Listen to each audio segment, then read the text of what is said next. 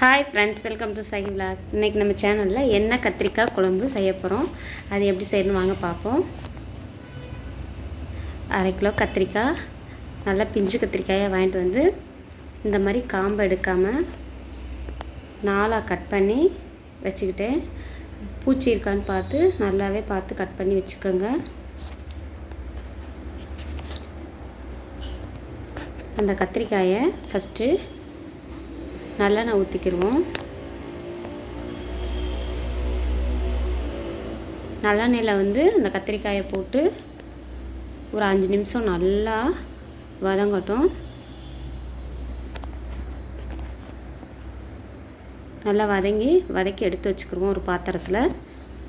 அதே எண்ணெயில் அதுக்கு அரைக்கிறதுக்கு தேவையான மசாலா ரெடி பண்ணிக்கிடுவோம், வறுத்து எடுத்துக்கிடுவோம். ஒரு 15 சின்ன வெங்காயத்துக்கிட்ட போட்டிருக்கேன். 10 பூண்டு பல், ஒரு சின்ன துண்டு இஞ்சி,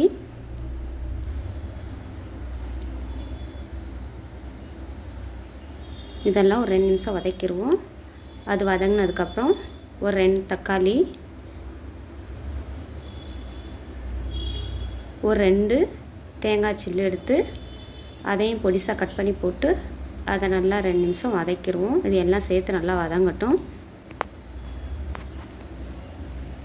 1 ஸ்பூன் மிளகு,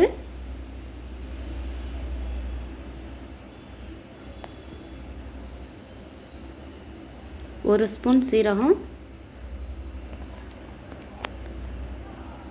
1 ஸ்பூன் சோம்பு,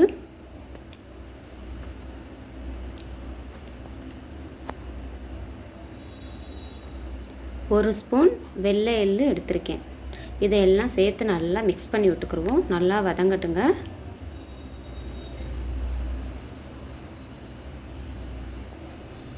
இதையும் நல்லா வதக்கிட்டு மிக்ஸி ஜாரில் போட்டு எடுத்துக்கிடுவோம். அதை ஆற வச்சு அரைச்சி வச்சுக்கிடுவோம்.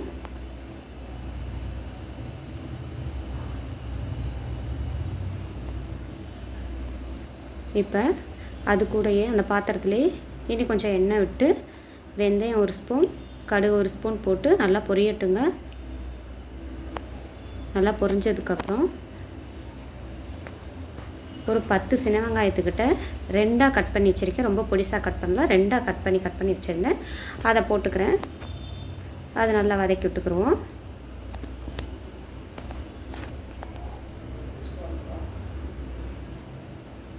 ஒரு நிமிஷம் வதங்கட்டும்.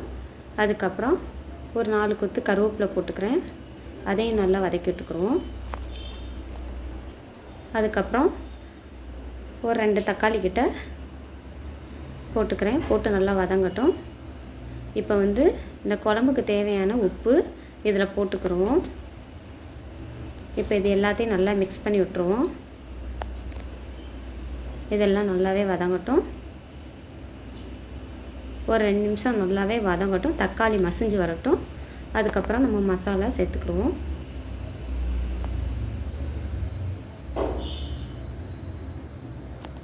நல்லா வதங்கி வந்துருச்சு. மசாலா சேர்த்துக்கிறோம். 2 ஸ்பூன் அளவுக்கு மிளகாய்த்தூள் எடுத்திருக்கேன். 1 ஸ்பூன் தனியாத்தூள், மல்லித்தூள் போட்டிருக்கேன்.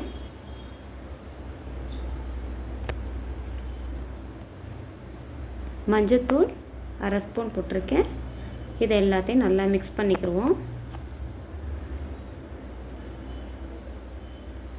மிக்ஸ் பண்ணி ஒரு நிமிஷம் விட்டுட்டு அரைச்சி வச்சுருந்தா நம்ம மசாலாவை தண்ணி ஊற்றி மிக்ஸ் பண்ணி சேர்த்துக்கிடுவோம்.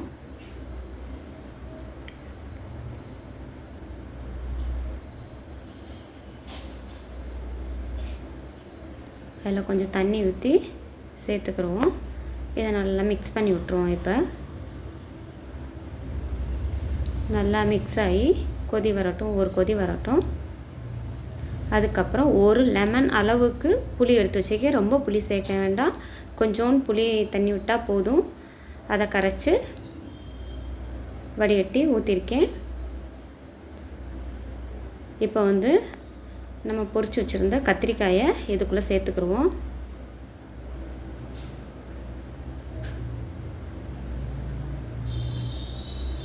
இப்போ இது நல்லா எல்லா கத்திரிக்காயும் சேர்த்தாச்சு. இப்போ இந்த கத்திரிக்காயில் நல்லா மசாலா இறங்கி நல்லா வற்றி வரணுங்க. நல்லா கொதிக்கட்டும். நல்லாவே வற்றணுங்க. எண்ணெய் பிரிஞ்சு வரணும். அப்போ தாங்க டேஸ்ட்டு குழம்புக்கு. இவ்வளோ தாங்க எண்ணெய் கத்திரிக்காய் குழம்புக்கு. ரொம்பவே ஈஸிங்க. சிம்பிளாக செஞ்சிடலாம். இந்த குழம்பு வந்து ஸ்கூலுக்கு கூட பசங்களுக்கு வச்சு கொடுங்க. அவ்வளோ டேஸ்ட்டாக அருமையாக இருந்துச்சுங்க. கண்டிப்பாக எல்லாருமே ட்ரை பண்ணுங்கள். ரொம்பவே ஈஸியாக சிம்பிளாக செஞ்சிடலாம். ரொம்பவே அருமையாக அவ்வளோ டேஸ்ட்டாக இருந்துச்சுங்க. கத்திரிக்காய் அவ்வளோ அருமையாக இருந்துச்சு இந்த எண்ணெய் கத்திரிக்காய் குழம்பு. நம்ம சேனலை சப்ஸ்கிரைப் பண்ணுங்கள், லைக் பண்ணுங்கள், கமெண்ட் பண்ணுங்கள். கண்டிப்பாக நெக்ஸ்ட் ஒரு வீடியோவில் நல்ல வீடியோவில் பார்ப்போம். எப்படி இருக்குன்னு கமெண்டில் சொல்லுங்கள். எல்லோரும் பார்க்குறவங்க எல்லோரும் எப்படி இருக்குன்னு வீடியோ இதே ரெசிபி செஞ்சு பார்த்துட்டு கமெண்டில் சொல்லுங்கள். சப்ஸ்கிரைப் பண்ணுங்கள் நம்ம சேனலை. நெக்ஸ்ட் வீடியோவில் பார்ப்போம். பாய்.